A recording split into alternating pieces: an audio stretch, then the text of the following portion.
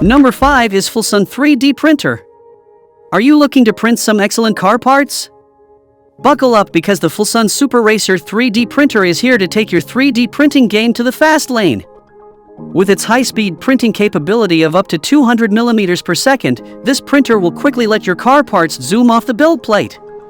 And don't worry about sacrificing precision and stability for speed, because this beast can handle everything.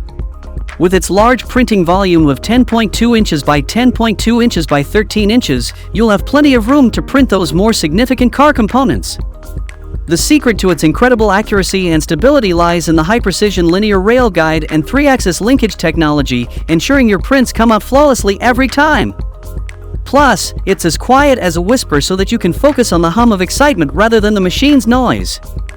Not only does the Flsun Super Racer come equipped with an auto-leveling system for easy setup, but it also has a handy resume printing function. No need to worry about power outages or unexpected interruptions ruining your masterpiece. This printer will pick up right where it left off. So if you want to buy the fast and reliable 3D printer, check out the link in the description box. That's all from us in today's video.